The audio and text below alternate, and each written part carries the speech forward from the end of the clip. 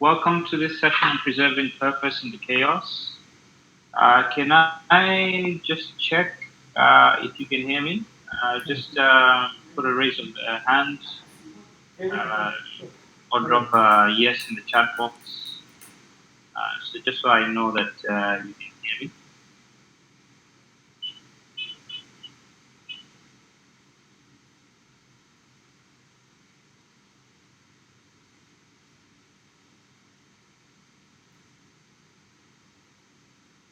Okay. I think I saw a hand. Um, all right. So my name is Patrick Mususa. I am the executive director of Tanzania Institute of Bankers. Um, and I am going to be taking you through this session on preserving purpose in the chaos, the unfaltering meaning, importance of meaning and purpose. Um, so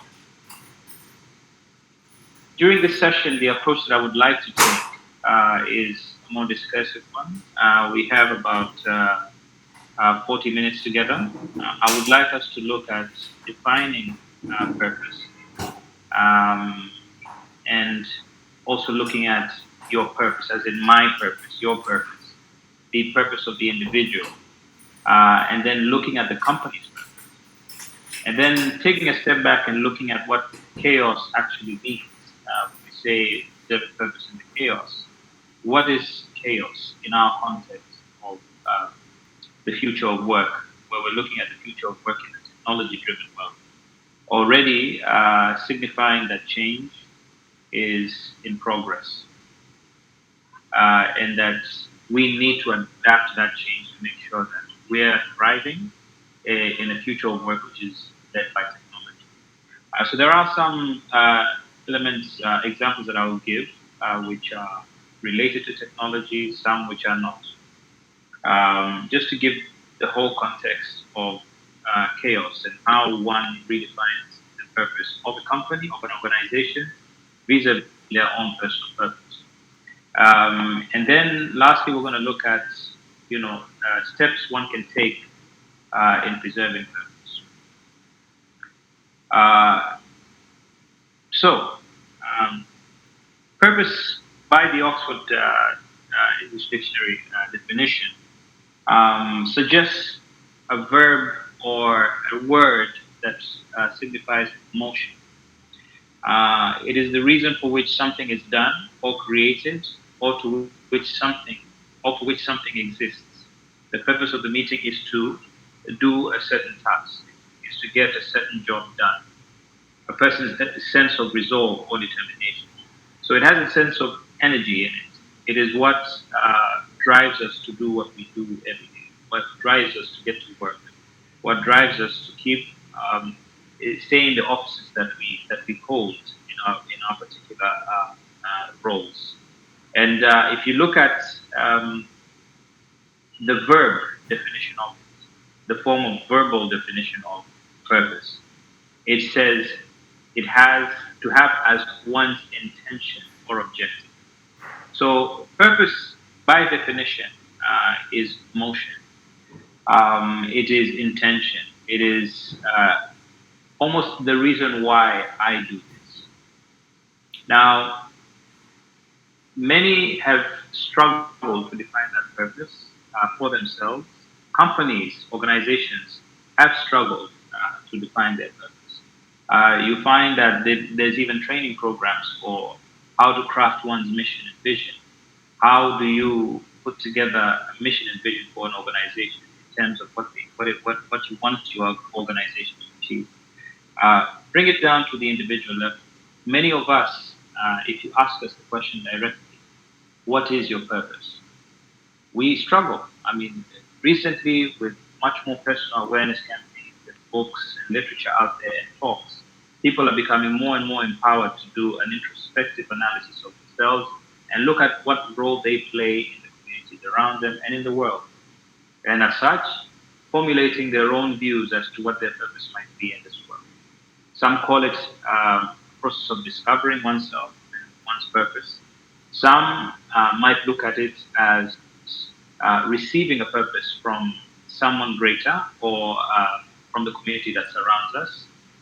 There is, situations where we feel obliged to adopt a purpose rather than actually discovering our own purpose. And both of these approaches serve the same outcome, defining one's purpose in the world and in the world of work. Um, and in that context, aligning those two, my purpose in life, my purpose at work, and how those align to the organization's purpose, the organization's vision, the organization's mission. So, purpose, in another way, if you look at a quote from Ralph Waldo Emerson, who was an late 1800s American writer and poet, also a proponent of social reform in that time. He said the purpose of life is not to be happy, it is to be useful, to be honorable, to be compassionate, to have it make some difference that you have lived and lived well. Now, this is one pretty much very broad statement of purpose, but it does signify a sense of destiny. What am I destined to do before I leave this world? And I think this is a quote well captured, a good starting point for many of us who are struggling to identify our purpose. Um, these are important steps to look at before we get to the point where we want to preserve this purpose. Now, I will invite you at some point to give me your opinion as to um, what your purpose is, how you define your purpose. It may be that you already have an answer to this question. It may be that you are leaning towards a certain direction. But and it also might mean that one of the responses might be more appealing to you. Um, so if I look at defining purpose, okay, um, if you look at this chart in front of you, sourced from the McKinsey quarterly article titled "Igniting Individual Purpose in Times of Crisis." This shows a chart where one's purpose might be centered around themselves, very personal to them, and their own sense of purpose. It might be geared towards integrating with the purpose of others, aligning with others in terms of integrating with the community around them, with other stakeholders that surround them in their lives, in their work life, or it could be a purpose that is more inclusive, more outward looking rather than inward looking. So, some examples that we might want to touch on is, for example, freedom. The freedom that, my purpose is to be free, the freedom to work in my own space without being micromanaged, the freedom to be self autonomous, the freedom to be able to work the hours I want to work, to work the task how I see fit, and to that extent, that gives me a sense of purpose. It gives me a sense of fulfillment in the work that I do, and that one might say freedom is what what is the main purpose of my being at work. Some might say a sense of achievement gives them purpose. A sense of competitiveness, being able to be better than my yesterday, being able to achieve a higher role, a promotion, being able to face a challenge at work and overcome it. And you might find that enjoyment, if you look at that chart at the bottom left of that chart, enjoyment is simply that I enjoy the process of carrying out the tasks that I carry out each day. I take pleasure in the routine, and that is what fulfills me in my daily work. Now, if you not start moving to the right, we start with freedom. If you move to respect, that's where purpose becomes now more informed, more enriched by what others think of me and what I do. And to some extent, to what extent am I being recognized um, in the work that I do? Am I getting some form of recognition that gives me a sense of fulfillment, a sense of achievement that I am respected, I am valued because of this work? And if that then gets taken away, do I then lose that purpose? That does that work lose meaning for me? Some might find stability as a purpose that they seek. Stability is something that gives them fulfillment. This could be in the form of, financial stability. It could be in the form of rights at work, my personal rights in terms of safeguarding an equitable work environment for me. Um, and then if you move that further from stability to equality and justice, is to now looking at an outward looking purpose, creating an environment where others can thrive, being community oriented, being a person that wants to make a positive impact. If you take freedom, for example, if you look at the middle section where you go into tradition, this is coming back to what I said earlier, that one can, see purpose as tradition in the sense that this is the family tradition that I was born into, and as such, this work that I do uh, makes me a part of a family tradition, makes me a part of a corporate tradition. That when one joins this organization, this is how one climbs the ladder. This is how one thrives in this organization. This is how one becomes highly skilled, and this is how one grows in the organization. And then there is a purpose that is more oriented around caring for the environment, being a conservationist in terms of one's purpose, and doing work that conserves communities, the environment, and has a positive impact in the wide different areas that are indirectly related to the work. So you might find a big ask for someone who is more outward looking in terms of conservationist, in terms of the purpose. Uh, they might look for, in their jobs, they might look for a work that actually a company or an organization or work that looks at significant factors that affect, the external fact, the externalities of business. We've heard of the terms people, profit, planet. Now, a company that is geared towards addressing people, profit, planet is a company that takes a holistic view in terms of what is the impact that is it making on the world in terms of the business that it conducts and the operations that it does. If that company has within its purpose, its vision and mission statement, um, the intention, the purpose to leaving a positive impact in communities, in the environment, in social groups. You might find that a worker or an employee who's got conservation as a purpose, is centered around conservation, might be more motivated to engage in their work in that company. So let's, for example, um, take a poll. I've put a polling question before you. The first question is, what is your purpose? In there, I've got four options: advancement, recognition, new experiences, and making a positive impact. I would like you to take the that poll. I'm going to open it now. Okay, I'm going to open it now. Um, I think the first poll, if I'm not mistaken, has already been opened. Can you see it? Could you give me a show of hands if you can see it? Great. Then could you please take the poll and we get as many of you responding to that poll as possible? Yeah. So far we've got one vote.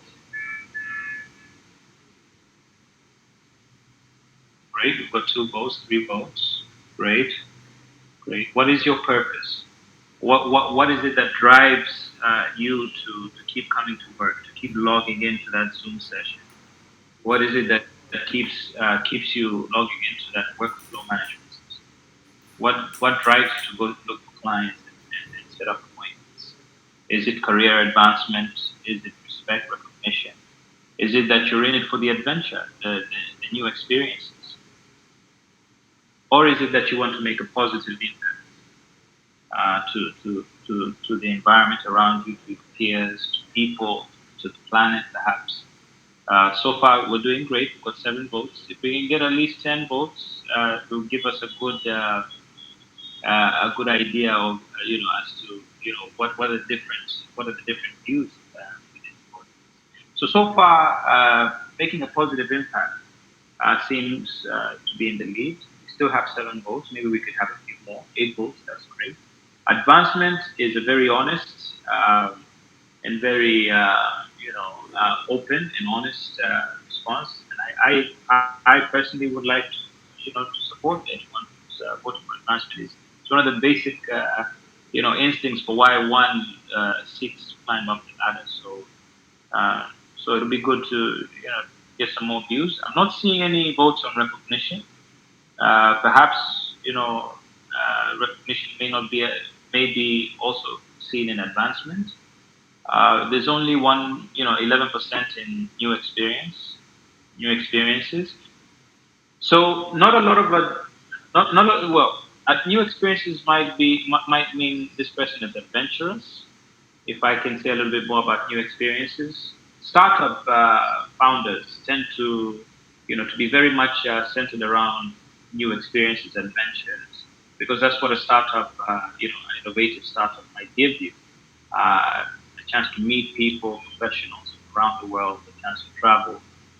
Making a positive impact gives a sense of fulfillment once you've left a positive impact on the social groups that you meet, stakeholders that are not your customers.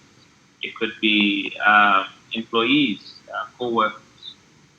So this is great. I mean, if we can, I think, should we close the poll, or do people want to get any more votes on this? Can I get a show of hands? Who can give me a motion to close the poll, and then we can show the results.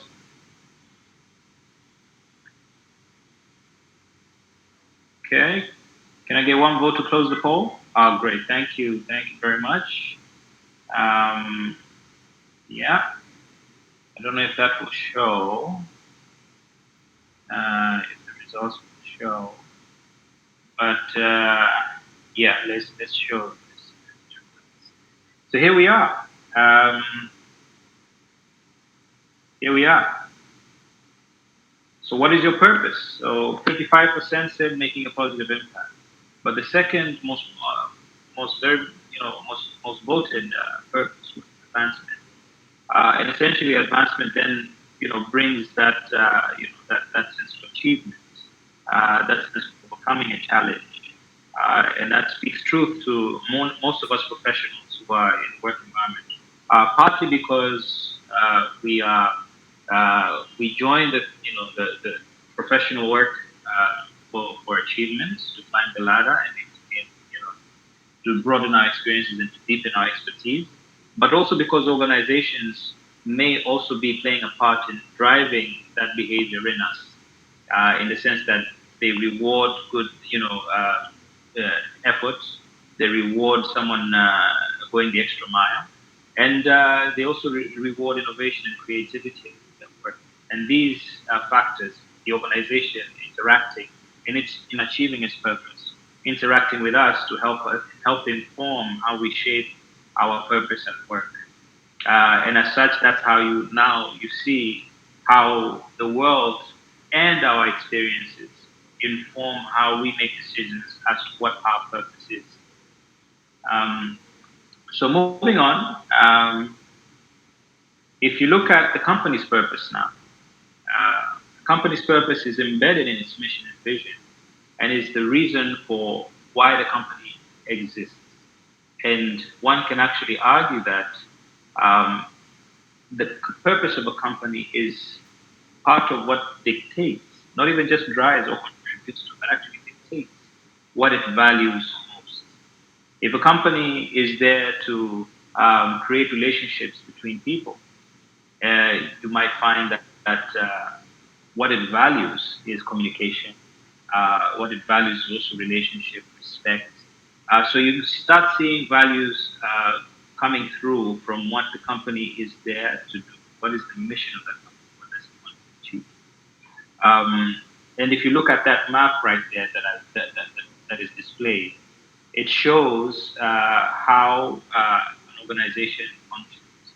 It gives you a map of an organization where you can see from the right, start from the right, you see customers and customer relationships and channels supporting those customer relationships and delivering products. But then you come back to the value proposition, yeah, and then you come back to the key activities that are done by key resources. There we have human capital as one of those key resources. And in fact, the most important of all is human capital. And that's why what brings us together today is in the sense that no corporation, no organization, no matter how much tech you put into it, can function totally autonomously on its own without any human capital in it. Move back and cover the key partners which help support the business in its respective areas. The key activities being supported by key partners could be vendors, could be suppliers. And then also the human capital being supported by key partners could be service providers providing tools or providing the inputs that they need for these human resources to be able to work. All of this is driven by purpose. And that's why it fits together like a jigsaw.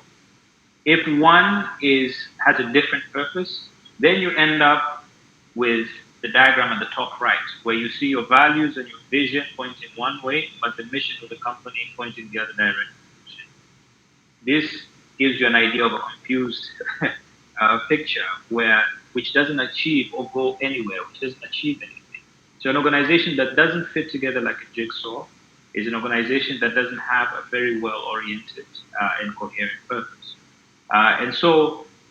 This is just to give you an example of what are the objects that form the company's purpose, the vision, the organization, the mission of the organization. Now, here we see a concept, or rather a theory that has been put together by a research article from the Harvard Business Review, creating meaningful corporate purpose. And this is by Hubert Joly. She's quoted here saying, look for your company's purpose at the intersection of four circles. The four circles are what the world needs, what the company is uniquely good at, what are its unique competencies, how the company can create economic value, the method, the operation, the steps that one takes to create economic value. This could be through a service or through a product. And then what people at the company are passionate about. That is something that very much factors into how you arrive at the purpose of the company. Now, maybe let's introspectively look now. We've shifted from our individual purpose and into the organization's purpose. And this is how we identify the organization's purpose. If I move to the next slide, having looked at the objects that form an organization's purpose, and having looked at how that purpose is identified, we take a step back and look at the chaos and how in which we need to preserve that purpose. Now, if you look at the last 2 to 3 years, COVID-19 has been a very prevalent factor in our lives. It has paralyzed our workforce, initially paralyzed our workforce. People were in lockdown for a number of weeks, some countries, a month or even two, without work, without being able to go to work, without being able to engage clients, customers. Only essential services were allowed to function for a while until the concept of now meeting online virtually and carrying on work through online collaboration chat rooms where people can actually meet and solve problems together. Then that when that took off and organizations were able to carry on, some were able to adapt quickly, some continued to struggle, and even within their companies suffered losses because not only were they struggling with their workflow, but they were struggling with their delivery channels to their customers. They were struggling with their supply chains to their business to be able to provide those services and products that are needed. And so you find that COVID 19 has led to a significant upheaval in terms of the world of work, in terms of rediscovering purpose. In these research articles that we quoted from, you find that there are two ways where there's an interplay between the individual's purpose and the organization's purpose. After the pandemic, quite a number of professionals, sat down and reevaluated because of their own individual purpose. They took a step back and reevaluated to what extent their employer was helping them, was aligned to their purpose, or to what extent their individual purpose was aligned to the employer's purpose, and to what extent did the employer deliver on the values, and did the employer deliver on the mission that it professed to live by. And as such, you find that those employees were some of the ones that actually walked through the door and left that particular job because there was a realignment of purpose after the pandemic, where people actually took a step back and actually asked the question, what am I here for? What am I, in this life to do? We've got a lot of time to reflect. Yeah. But also more recently, in the last 2 years, we've seen more geopolitical conflicts. Not only the wars that are currently ongoing, but there have been conflicts during the COVID crisis, which have impacted and also reduced trade routes, supplies of goods and services, and we've seen this, affecting how work is delivered, and pushing professionals to revisit, their compass, their purpose, to see, am I heading in the right direction? Is this work, still fulfilling the purpose that I live by? Yeah. So managers and professionals in their daily fulfillment of purpose, some managers, some professionals lost their zeal due to this upheaval. So if you look at now the tech innovations that have pushed our future of work to the current status and continue to accelerate the changes that we're seeing in our daily environments. These have made available more cost competitive solutions and services to our organization and made our companies more agile enough to take advantage of whatever innovations that are coming to the market. So in this perspective of technological innovations, you find that if the company's purpose was to be agile, was to be able to be adaptive, was to be able to, was centered around achieving, a certain results, achieving growth, sustainable growth. You might find that companies that are geared around innovation, that are entrepreneurial, and that their purpose is driven, towards an entrepreneurial end, would have adapted very quickly with the changing technological innovations that were coming to the forefront. And companies that were more traditional, more about safeguarding what they had, struggled with the new technological innovations because they couldn't then adapt the new technologies and have a more cost-effective approach. And as such, you find that quite a number of businesses, have failed to, the new technological innovations, into the new, industrial revolution that continues to ensue. Sustainable development in itself also brought a great shift in the world's view towards the impact of corporations on environmental, social, and governance issues. Shareholders, for a long time, have started voting with their feet, and they've started voting with their wallets. They've been shifting their stocks, getting out of stock, lowering share prices. Uh, activism has become more prevalent because investors themselves are stakeholders to our businesses. are resetting their purpose in life. What do they want to be more focused on? Are they more or conservationists, or are they more about achievement? So we're starting to see shifts in terms of the trends, how people are shifting purpose.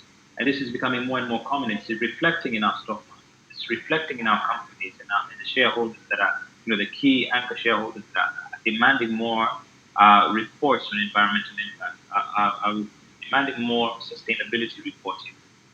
So we as individuals, as professionals, we are now forced to now look at what purpose do we hold and how do we preserve that purpose in a brave new world that is changing fast. Um, in the next slide, I would like to take another poll. Got about four more slides left, and then I would like to hear your views. But before we do that, I would like to invite you to take another poll. That is asking, how do you think organizations can preserve purpose in what they do? Um, so if I publish that, can we get responses to that? Can you see it? Can you see the poll? Can I get a show of hands for those who can see the poll? Great, I'm seeing the votes coming. So yeah, so before we get to talk about preserving purpose, perhaps you have a view as to how you think organizations, not just your organization, could be your neighbors. How do you think they can best preserve the purpose in their organization? This is now the company's purpose. Um, we have there on the list, leave it to line management to figure out what they want to do. Quite a number of institutions that are following corporate governance have line management structures, supervisors, managers, directorates, and you find that even the skills needs they trickle up from through line management. Perhaps even the strategic decisions can trickle down. Is that your view? Maybe give us your vote. Open engagement through staff town halls is something that we've seen organizations do, where they engage all the staff in one convention and get their views and take an approach of communicating with them more as effectively as they can to ensure that they understand they understand the purpose of the company, that they reinforce the purpose of the company, and that they bring them along in a changing environment, in a chaotic environment, where the business has been disrupted. Going back to that purpose and figuring out how we can, in an agile manner, pivot the company to achieve the same purpose as we had. Inclusive approach to management and the strategic decisions. This is the roundtable approach. One looks at the roundtable approach is that having an equitable discussion and leaning towards the direction. And then there's retrenching of non-aligned staff. I see no one is picking that, but if you look at quite a number of companies which have adapted technological innovations, they tend to take the logical approach. If I can automate this, start reducing the human capital that is in there. Other companies take a more effective approach. They try to take a more balanced approach where they repurpose the human capital that they have in a specific function, where the technological innovations have come to reduce the reliance on human capital. They repurpose the workforce and put it to more meaningful activities. But then again, companies they don't match in terms of that strategy. Some actually just want to retrench and move forward. And perhaps there's another way that we haven't considered. So one could choose none of the above and maybe raise that during the Q&A at the end. Yeah. So we've got so far 10 votes, and I really thank you so much for your engagement on this. I wish I could give more points to the ones that have voted so far, so that at least you can move up the leaderboard. And I really appreciate that. So far, if I can just get a show of hands to close the poll. Thank you very much. Let me close the poll. We're almost there. So I'm going to show on stage now the results. And here we are. These are the two prevailing results. Open engagement is number one. Inclusive approach to management and strategic decisions is number two. So I tend to agree with you on these, especially in order of priority. Open engagement being authentic and also being inclusive in your communication. There are different levels in terms of the human, the organogram of the organization. Engaging all in a town hall and then actually doing effective communication, internal communication campaigns, using an authentic approach, being honest about the realities, but also giving hope to the situation is a significant component of what is needed in a time where preserving purpose is important. Um, Leadership is something that is very much needed in this situation. Good communication is something that's already very important in preserving purpose at work in the middle of chaos. An inclusive approach in decision making gives ownership to your constituents in the sense that you are not leaving them behind, so that when you get to another milestone ahead where there's perhaps another chaotic moment, you can rely on the people that you brought along to support you yet again in terms of their inputs. So having shared that with you, I would like to now move to the next slide, which then now looks at some of my thoughts in terms of preserving purpose. In a chaotic environment, one needs to consider leadership as a key factor. Authenticity is one of the very widely proposed concepts of leadership, which is authenticity about current realities and uncertainties, while inspiring confidence in the prevailing purpose of the organization. That is the moment of chaos is exactly the moment where you need to make a big support speech for the prevailing purpose of the organization and why it's important to continue to uphold that purpose, continue to drive towards achieving, fulfill that purpose. And then instituting a culture of embracing change. That is you can institute that culture already by pointing to the fact that the realities are uncertain, that there is a chaotic and very complex environment that the company is facing. However, you can link that to how driving, fulfilling the purpose of the company will eventually help the company sail through those complex. And as such, preparing, your people for change, to embrace change, to accept that there are uncertainties, and to be able to navigate through those by continuing to engage, the strategy, the pivot that is being instituted in the organization, to be able to take up their roles and to adjust their expectations in order to actually make sure that the organization goes through. And as such, you don't leave your employee alone to figure out their purpose, to revisit their purpose. Many times where companies are not speaking to their employees about purpose, you find that employees do that in their private time, their own personal reflection. Once they've made up their mind as to if the purpose continues and if the company is aligned, they then either stay or they leave. So, instituting a culture of embracing change could be accompanied by retraining employees, reskilling, redesigning job roles, giving, helping people identify their new role in a new world of working, encouraging collaboration and teamwork where people can lean on each other, lean into conversations which can help them move. And then also effective internal communication, engaging staff with empathy. Not holding a town hall where you can bark orders, but rather holding a town hall where you can express the realities with empathy, with hope, and then adequately inform staff of current situations and complexities and trust them to handle the truth well. In that sense, they will not they, they will not you will not leave them behind. Yeah. Moving on to the next slide. Um, and then also, the two last points, factors that I would like to highlight is employee relations and welfare is often tends to be overlooked in times of crisis. And this is a hygiene factor that, if ignored, will make the message of purpose lost to meaning. When things go chaotic, the organization is struggling to make ends meet, to bring the bottom line through. Employees still want reassurances that their welfare, what they are getting paid, how they realize value from what they do, continues to be, a priority, a high priority for the customer. And if you're going to affect their pay packages, if they're going to receive cutbacks because the organization is taking austerity measures, then they need to be informed with empathy.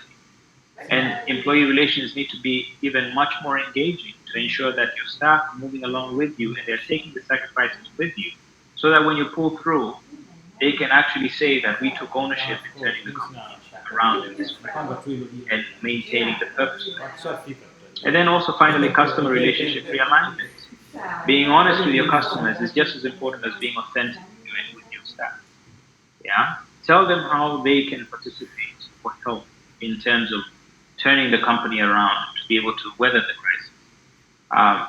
Loyal customers will always participate. If you've got a great customer relationship, you will definitely retain your customers even in crisis without having to lose your purpose. Your customers might even reinforce your purpose during a crisis if you engage them with honesty, with authenticity, and give them roles. Tell them what they can do, and definitely trust them to take up that role. Enhance the interaction of internal staff with customers as well. Let the staff see how their work is impacting the customer, how their product is being experienced by the consumer, so that they can actually see the value that comes out of the company from their backgrounds. That kind of visibility continues to inspire hope, continues to inspire purpose in your employees as well. And then this is a diagram I wanted to show you, again, reinforcing the four circles that we saw earlier from the same article by Hubert Joly. What she, or rather, what he actually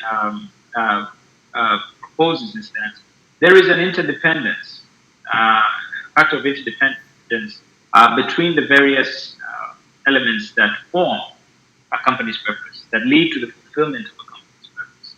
And these interdependencies include employees and how they are engaged, customers and how they are delighted, vendors and suppliers and partners in terms of how they are engaged as well, shareholders in terms of how they are rewarded for supporting the company, for continuing the ownership, for not selling their stake, and thriving communities which are positively impacted by the operations and activities of that company, all guided by a purpose which is perceived to be noble. That is what will definitely help preserve that purpose as you move forward through a crisis and through a conflict, through a chaotic environment. With that being said, I would like to end my presentation here. I very much would like to hear from you. I shared with you two polls. You took a vote, but perhaps you have your own thoughts and questions. I want to thank you very much. I've taken 40 minutes of your time. Uh, Please, if I can just check with Chidiabere if there's any, as the host, maybe you can guide. Are we within time? Can we take some questions? Can we take some comments?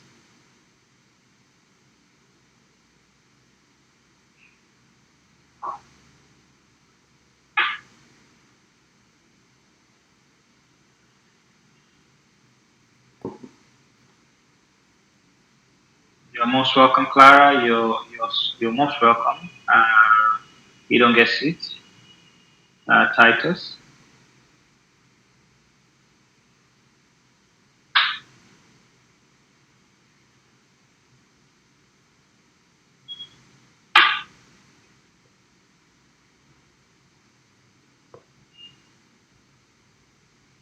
Thank you, Chidi. Sia Chidiabere Onyena Goron. Is this the same as the host? Oh no, it's different. Thank you, Orlando Aju. Thank you very much. Okay, thank you, correct. So, any questions coming through? Let's check. Awesome presentation. How can one align our individual purpose with the organizational purpose? If you ask me, it's not a requirement. And again, this goes back to what I said earlier about sometimes we formulate our own purpose based on conditioning in terms of how the organization communicates their vision and mission to us, what the organization is there to achieve. And once you've done the job interview, you really want to be a part of the company. So you even go as far as to shift your purpose, shift your compass. But there are people who actually stay true to what their purpose is. You can have your own purpose going into any organization, and the alignment can be found within that organization. Take, for example, a brewing company. Tanzania Breweries is a part of AB InBev, and they want to, they want to make sure they make a positive impact to communities and the environment. Within that purpose, if you are oriented towards achievement or freedom, where you want to be autonomous in what you do, you might find project work in the company where you can go anywhere you like, bring a proposal, get a project going, be autonomous in the work that you do.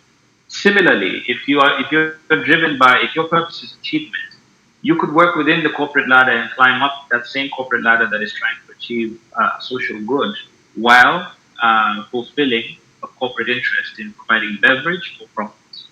So alignment can be found within different elements of an organization. The good thing is an organization is a very complex entity. It has very different functions within which individuals can find purpose, their own unique purpose, within an overarching noble purpose.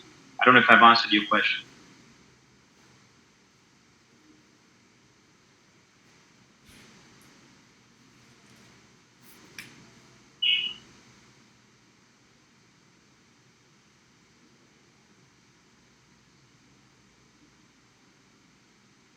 Thank you. Thank you very much. I really appreciate it.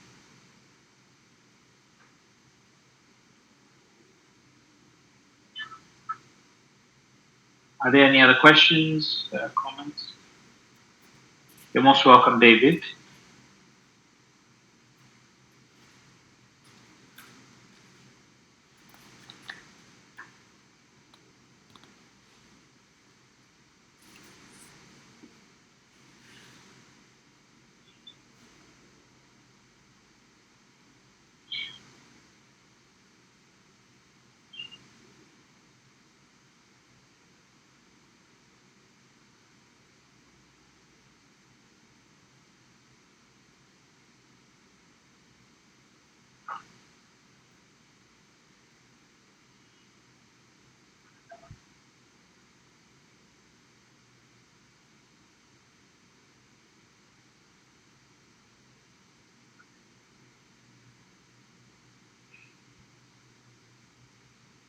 So with that, if there's no more questions, and I've seen, quite a number of you have responded positively, I want to take a moment to thank you so much for your time. I want to thank the hosts, Chidia Beren Makrocha, and the team that has put together this whole event. I really appreciate being given the opportunity to speak with you. I may have been presenting, but the polls and the comments that I've read definitely felt, like we were talking to each other. I really, it's the first time I've met so many people spoken about future of work. It's something that continues to be a reality in our lives. Every day is a new experience. I would like to wish you well in your career futures, in your future of work. I wish you great new experiences, challenging opportunities to be able to transform yourself, and also to continue to impact positively the people, that the communities and the environment around. If your purpose is to achieve, then may your efforts continue to give you exponential results. With that being said, I wish you a blessed and wonderful rest of the event. Thank you very much.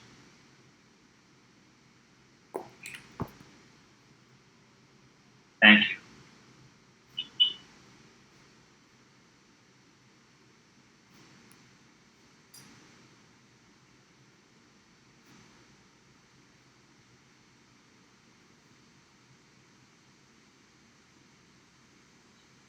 Hello, everyone. Good afternoon.